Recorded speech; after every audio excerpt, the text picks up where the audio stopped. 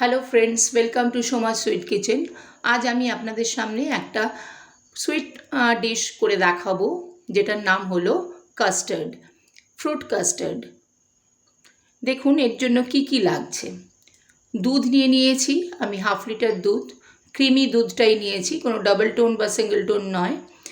এখানে 1/2 লিটার দুধ, এখানে এই টেবিল স্পুনে 2 টেবিল স্পুন আমি কাস্টার্ড পাউডার নিয়েছি।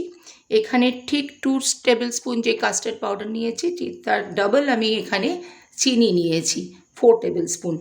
আর আমার কিছু ফ্রেশ ফ্রুটস রয়েছে এখানে, আর এখানে আমি কিছু ড্রাই ফ্রুটসও ইউজ করব।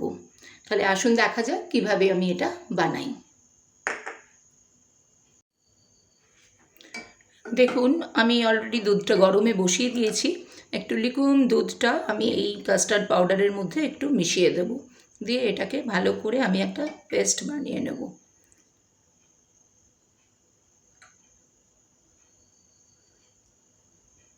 চার 5 চামচ আমি দুধটা এখানে দিয়ে দিলাম। এবার এটাকে ভালো করে আমি এটা মিশিয়ে নেব, এটার সঙ্গে খুব ভালো করে মিশিয়ে নিতে হবে। আর গ্যাসে আমি দুধটাকে গরম করতে বসিয়ে দিলাম। ততক্ষণে এটাকে আমি ভালো করে গুলে নেব। দেখুন একদম পুরোপুরি গোলাটা হয়ে গেছে, কোথাও কোনো লাম্প নেই, একদম সুন্দরভাবে রয়েছে। এইরকম অবস্থায় এটাকে রেখে, একদমই গরম দুধ এখানে ইউজ করবেন না, এরকম দুধটা যেটা সেটাই একদম অল্প গরম, সেই রকম দুধই এখানে ইউজ করতে হয়। তাহলে এইটা আমি মিশিয়ে আলাদা রেখে দিচ্ছি। এবার আমি দুধটাকে ভালো করে ফুটতে দিচ্ছি, একটুখানি আমি এটাকে গাঢ় করব। আপনাদের আগেই বলেছি ক্রিমি যে দুধটা সেটাই নেবেন, অন্য কোনো দুধ নেবেন না, তাহলে কিন্তু অতটা ভালো টেস্টটা আসবে না। দেখুন দুধটা অল্প একটু গাঢ় হয়ে এসছে, একটু আমি গাঢ় করে দিয়েছি। একদম পাতলা দুধটা রাখবেন না, একটু অল্প এটা গাঢ় করে নেবেন। একটুখানি আমি ফুটিয়ে নিয়েছি, দুধটাকে একটু কমিয়ে দিয়েছি। এবার আমি এই অবস্থায় এটার মধ্যে আমি যে অল্প হালকা গরম দুধ দিয়ে যেটা মিশিয়ে রেখেছিলাম কাস্টার্ড পাউডারটাকে, এটা সবসময় হালকা গরমের দুধেই মেশাবেন, তাহলে ভালো করে এটা মিশবে। এবার এইটাকে আমি আস্তে আস্তে এটার মধ্যে ঢেলে দেব।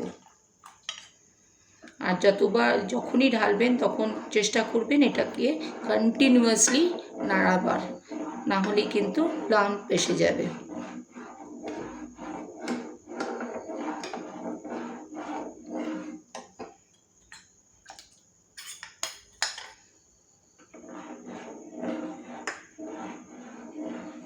এরমভাবে আপনাদের কন্টিনিউয়াসলি এটাকে নাড়িয়ে যেতে হবে, এরমভাবে নাড়াতে হবে কন্টিনিউয়াসলি।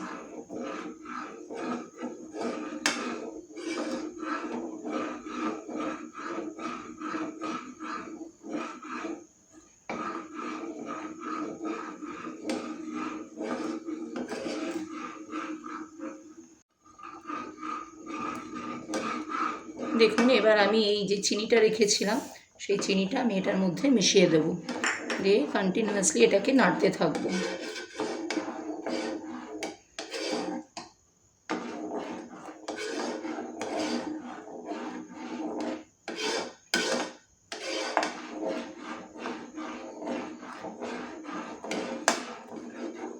যত ভালো করে নাড়াবেন তত এটা সুন্দর, এর টেক্সচারটাও ভালো আসবে আর খেতেও ততটাই সুন্দর লাগবে।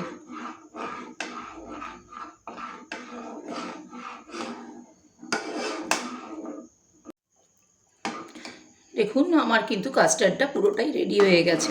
আমি একটুখানি থিকনেসটা আমি এই রাখি, অনেকে আরেকটু পাতলা রাখেন, কিন্তু আমারটা এইরকম থিকনেস থাকে, তো এটাতে খেতেও অনেকটাই ভালো লাগে।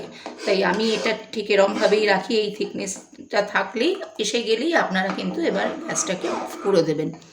আর আমার কিন্তু কাস্টার্ডটা পুরোপুরি রেডি হয়ে গেল। এবার আমি কিছুটা গার্নিশিং করব ওপরে ফ্রুটস দিয়ে। আমার ফ্রুট কাস্টার্ড একদম রেডি। দেখুন আমি এবার এটার ওপরে আমি কিছু ড্রাই ফ্রুটস আর এই ফ্রেশ ফ্রুটসগুলো উপর থেকে ছড়িয়ে দেবো। তাহলে যেরকম দেখতে সুন্দর লাগবে তেমনি খেতেও ততোধিক সুন্দর লাগবে।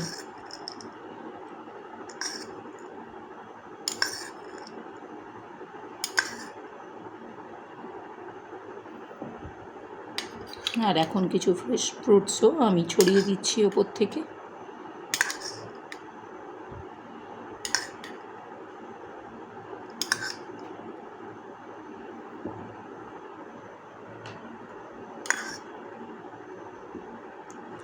দেখুন আমার পুরোপুরি এটা রেডি হয়ে গেছে। এবার আমি এটাকে একটুখানি ঠান্ডা করতে দেবো ফ্রিজে। 1 ঘন্টা মতন ঠান্ডা করে রাখার পর এটা যদি আমরা খাই তাহলে আরও বেশি টেস্টি লাগবে। যদি আমার এই রেসিপিটা ভালো লেগে থাকে তাহলে প্লিজ একটু লাইক, শেয়ার আর কমেন্ট করে দেবেন। Thank you so much.